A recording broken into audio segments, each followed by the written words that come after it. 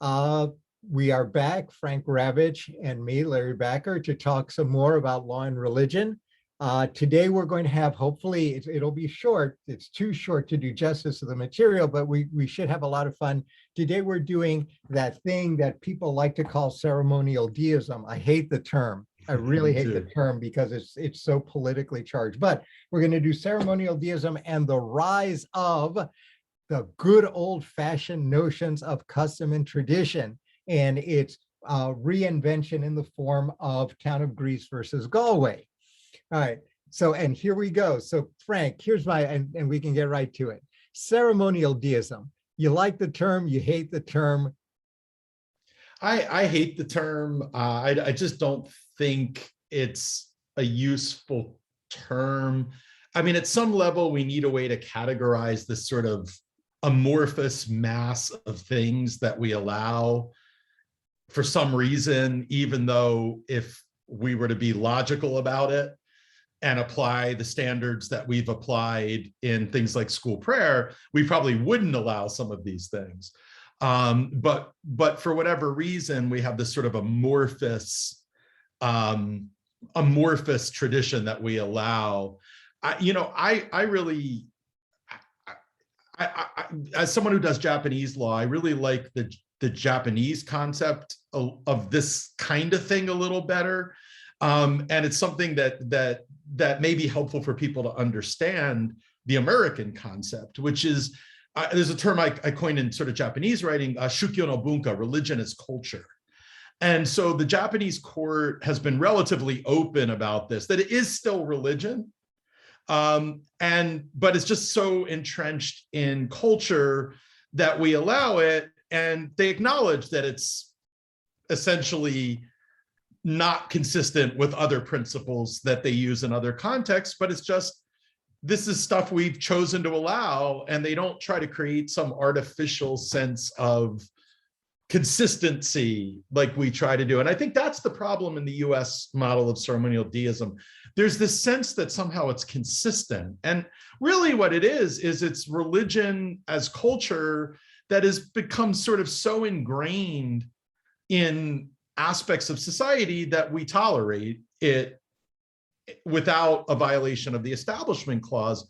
But that doesn't necessarily mean there's some broader set of traditions that should meet that test. And so this is one where the slippery slope has, at least since around the mid-1990s, that ceremonial deism's slippery slope has grown.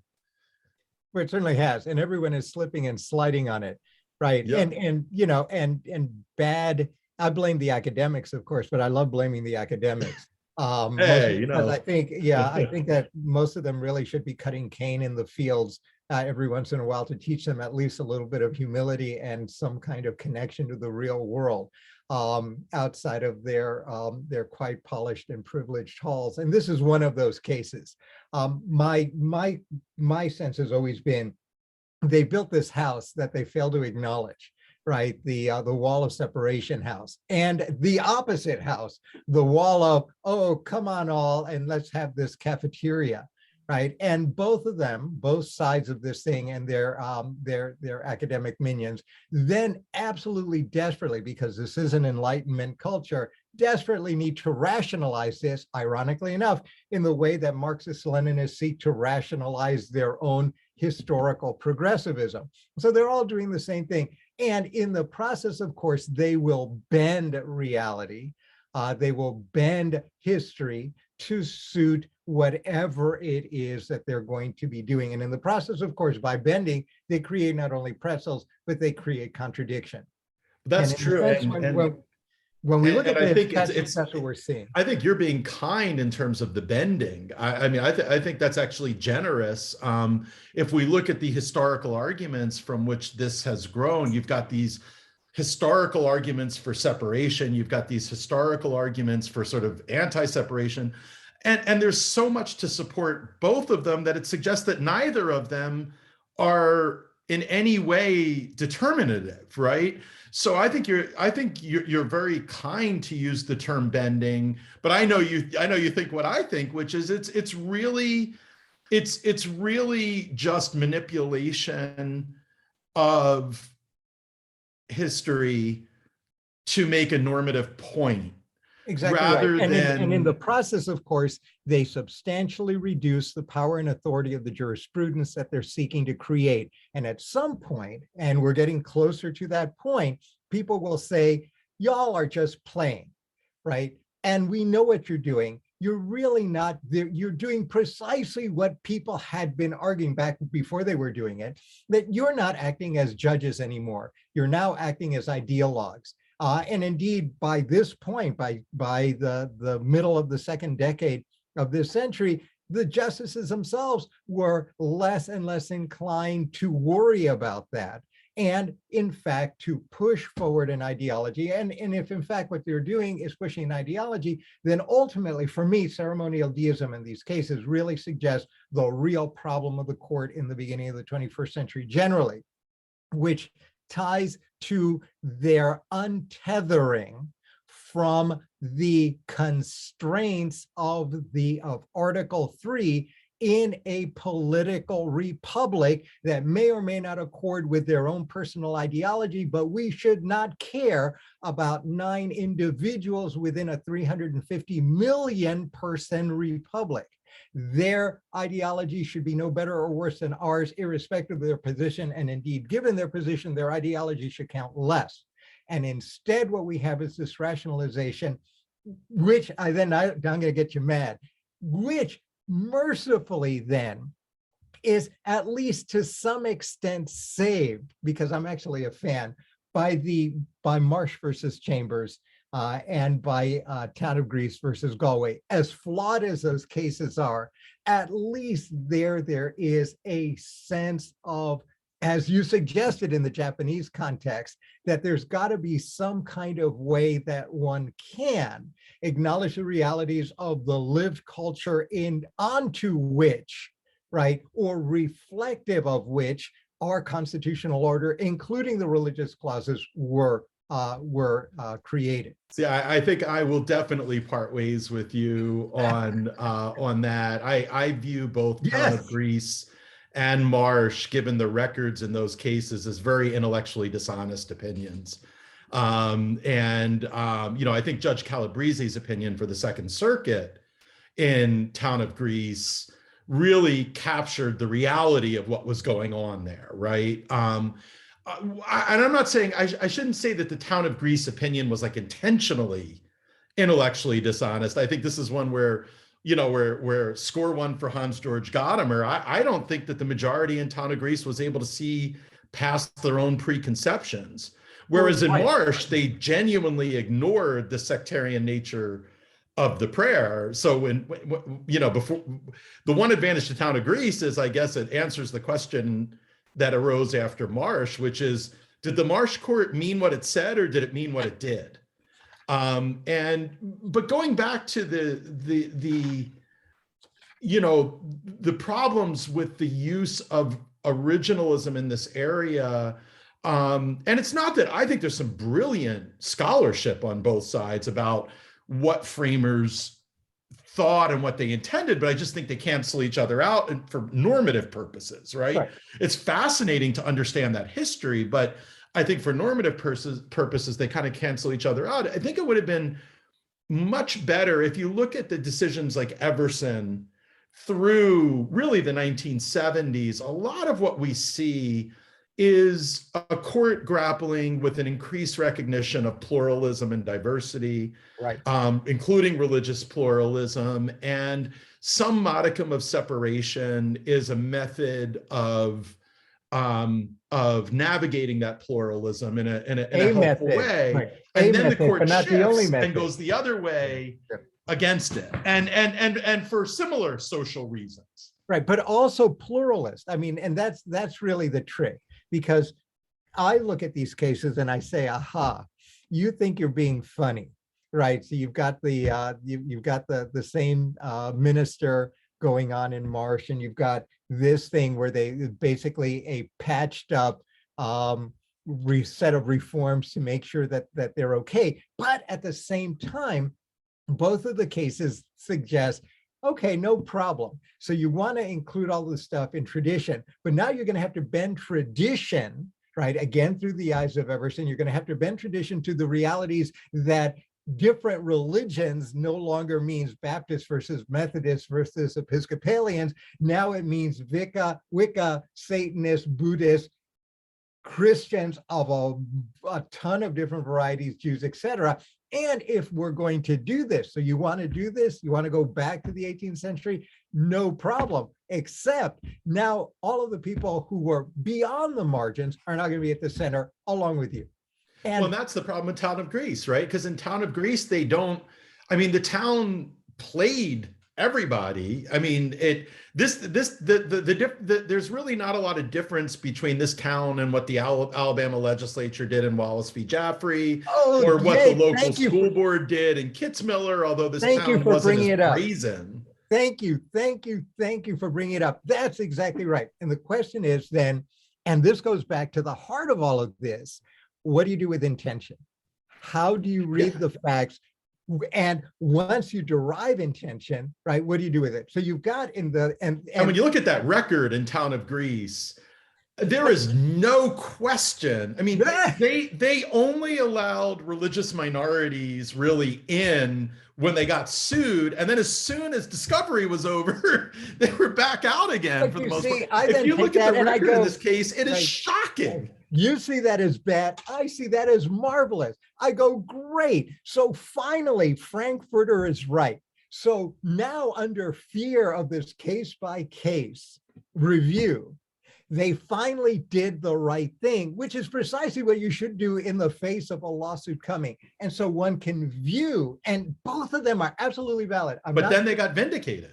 That's the problem. So now the highest court in the land vindicates what they did. Well, they vindicate what they did, drawing in all of these people, because now they're stuck with their modifications. They can't just be calling the three Protestant preachers anymore, or the Catholic priests. Now they're stuck with the basis on which their system was grounded. And but according to Town of Greece, they don't have to go out to try to find, as a religious minority myself, I can say, most places, religious minorities go to one, there's one central place or two central places, and it's generally not in your town, may even not be in the next town. It might be 3 or 4 towns over. And after Town of Greece, they don't have to bother trying to bring those in, even if there's a lot of people from a variety of backgrounds in the area. They don't have to include anybody but maybe whatever's in that particular town. In good faith. The waters are muddied enough, I think, here, where doing that, if I was sitting, and in fact, when we talk about this in my class, I go, if I was sitting in general counsel after this, yeah, I can make the argument you've just made, Frank, but as a risk-averse general counsel in a small town like this, might I suggest to the people after Town of Greece that in fact, you do dial up this odd assortment of people who may not, if you really want to hold a narrow reading of this case, you really want to do that, or do you want to be back in court?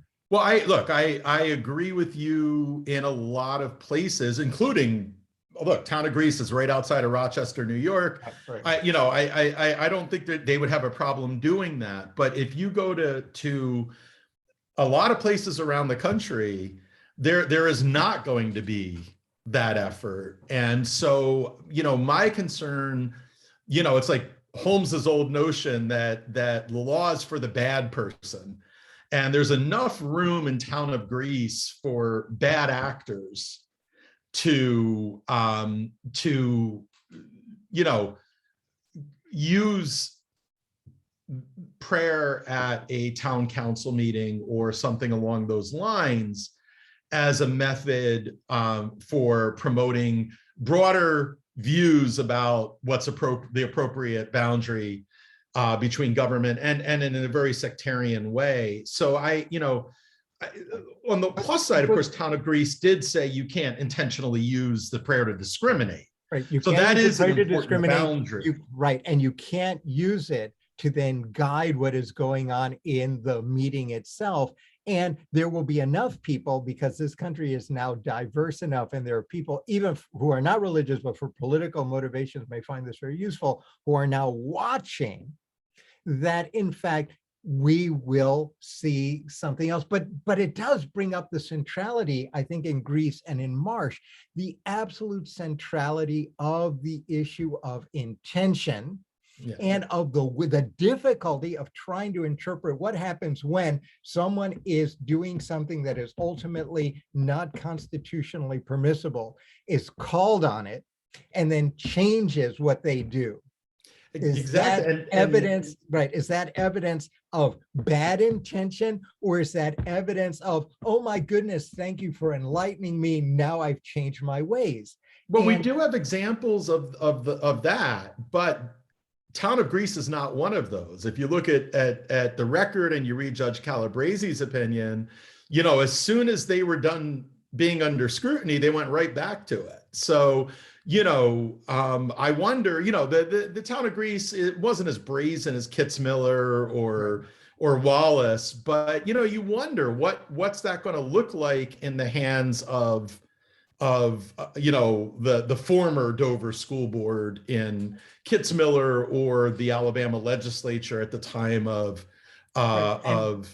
Wallace, although again, state legislature would be quite different. Right. But the answer then is the answer that the court itself has invited, and it's on them. And the answer is constant litigation. Well, yeah, that I think you're 100% right about that. That's what they invited. So City of Greece slips back. Now, all of a sudden, I would switch from my original, I believe in the better nature of peoples, to, oh, no, you guys have now, whatever I was going to give you, whatever benefit of that I was going to give you, now that you've gone back, no. And every time you keep doing it, not only are you going to call back, but I suspect that the remedy is going to get harsher and harsher. But that's now, and you'd say, oh my God, this isn't very efficient. On the other hand, this is precisely what the court's jurisprudence now invites as the only method for dealing with this thing. But in the background, still, Town of Greece is allowing sectarian prayer dominated by one or two religions when there's no intentional exclusion of people within the community. And look, there are going to be many communities that respond to this in the spirit in which it was probably written, which is, look, this is a reason to become more inclusive. And I think a lot of communities will do that. And that's a good thing. But the reality is that a lot of communities won't, and not necessarily because of any evil. I mean, some of them will be trying to promote a sort of a particular kind of Christocentric agenda, whereas others may simply just not even think about anybody who's not part of the mainstream. So, Town of Greece invites this sort of sectarian activity at the beginning, as Justice Kagan pointed out, at the beginning of a sort of meeting where business is being conducted. And I think about the Wiccan in the city of Wynn, the town of Wynn case, right? One of my favorite cases. Yes, reason I originally, when I put it into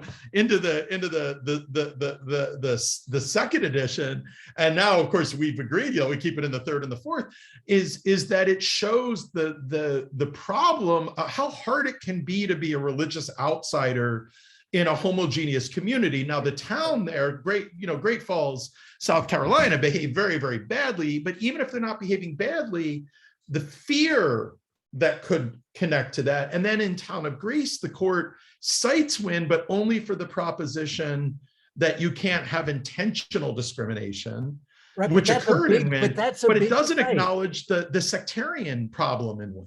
But all right, so two things, and you brought them both up. Thank you, because I was gonna ask you about this. Right, the first one is I would read the inclusion of the Wynn case more strongly than that. And clearly, again, it was the Kill the Witch case. You couldn't have asked for a better set of facts in order to show intention. But I think that's growing, and you actually, my sense is that you see it growing not so much in the Establishment Clause cases, but now you see it growing after Smith in the free exercise cases, and certainly after Babaluaye. And so it's there and it's growing, and I have hope for it. But you brought up Kagan, and I was going to ask you about that. And so your timing was like perfect. So do you believe, do you buy Justice Kagan's notion that in fact the state ought to be a religious-free zone? No, I don't agree with that. I think there's a lot in her dissenting opinion that is, I think she kind of calls the court on its hypocrisy based on the record. Breyer does that as well. Yes. And so, in a concurrent, but I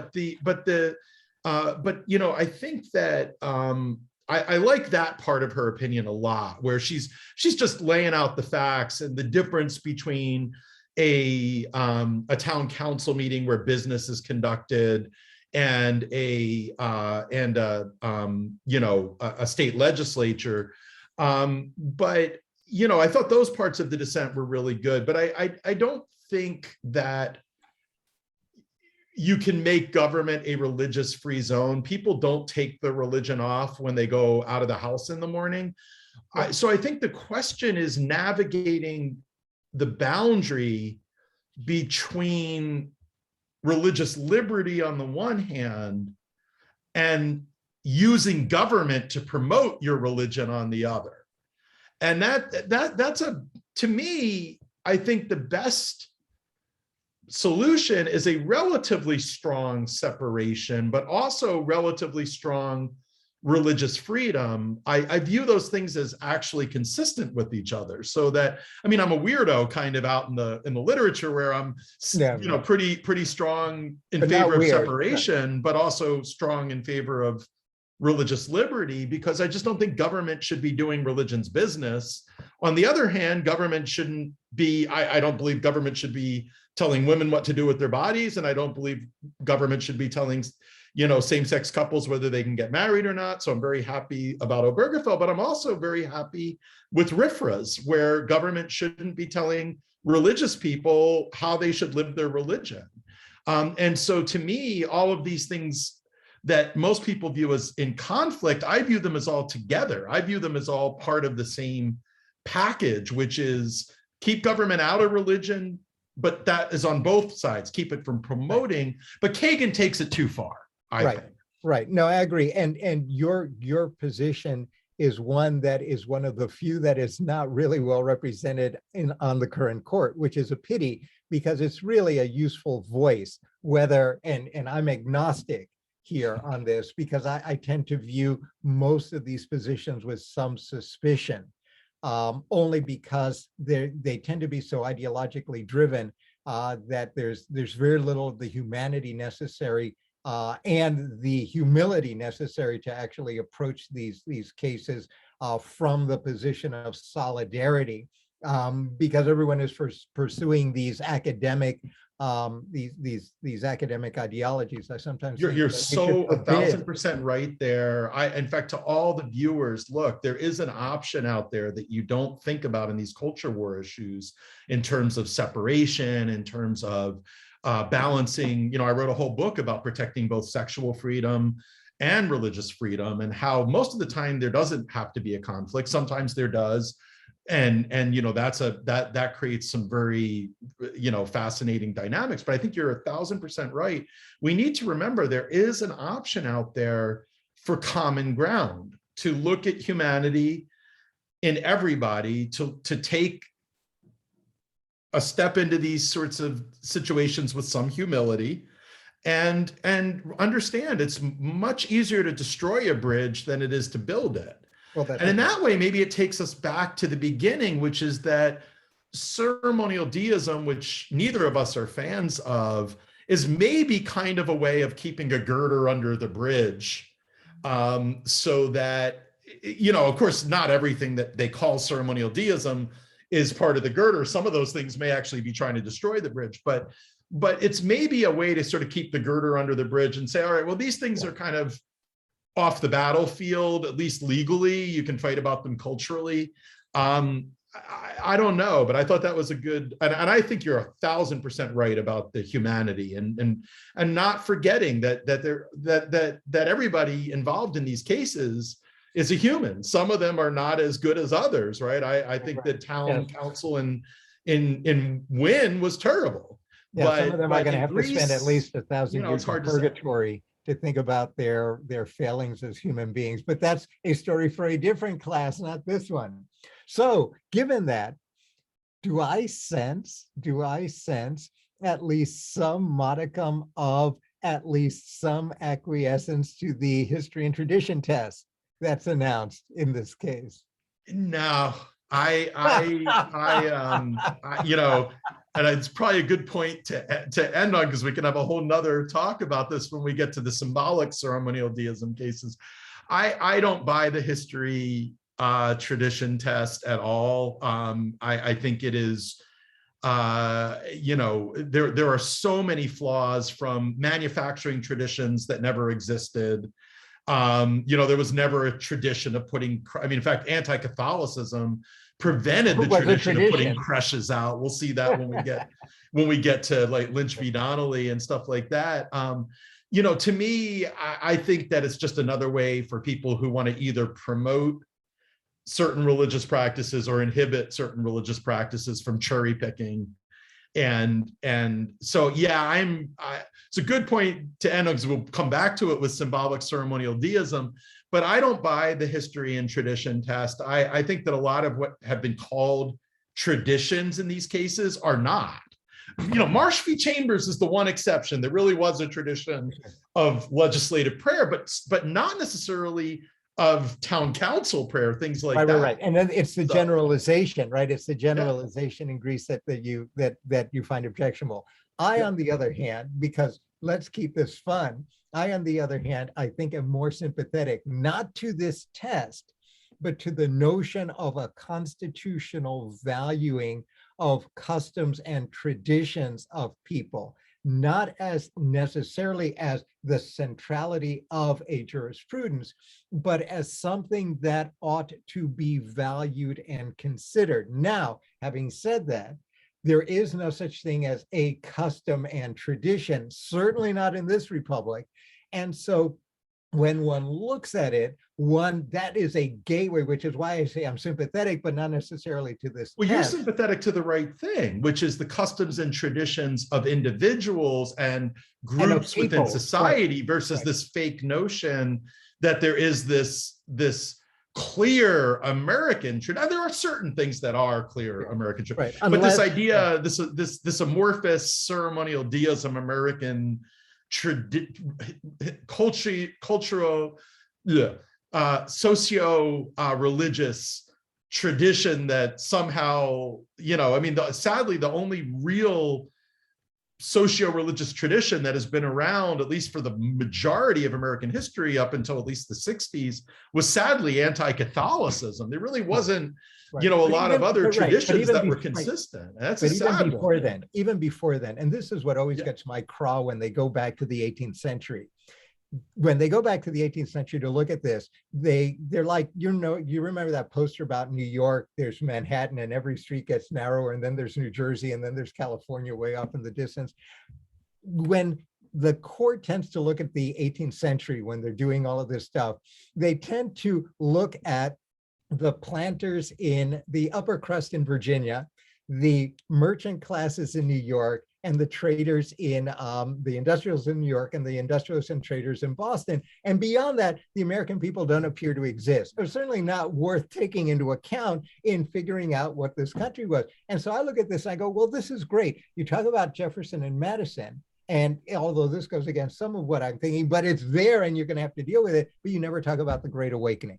So why is it that you can talk about Jefferson and Madison and Washington going to a temple in Rhode Island, but you can't talk about the Great Awakening as an equal part of the stew pot of the customs, traditions, arguments, disagreements that framed what now you're trying to remake as a singular vision, right? Within a country, even when we had 4 million people, we had 6 million views.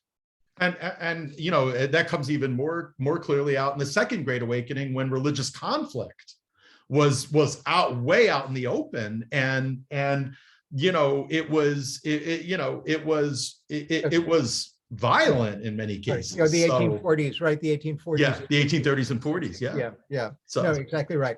A great way to end this. yep. Last words.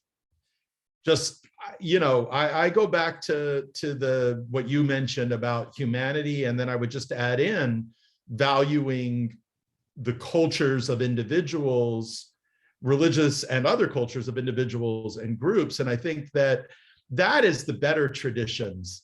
I think you're exactly right. I think those are the traditions we should be considering, but that means we're not constitutionalizing them. We're simply saying that we can learn from them. And so we're going from law and religion to religion and law. Right. And I don't think that's necessarily a bad, I think it's a good step to take. All right. Well said. I cannot add anything that will make that better. Thank you, Frank. Thank you. And we will talk again. So watch for our next video. I hope this is helpful to all of you. Send us questions, comments, and the like. And we hope that you will join us for this and our next set of conversations. Bye-bye.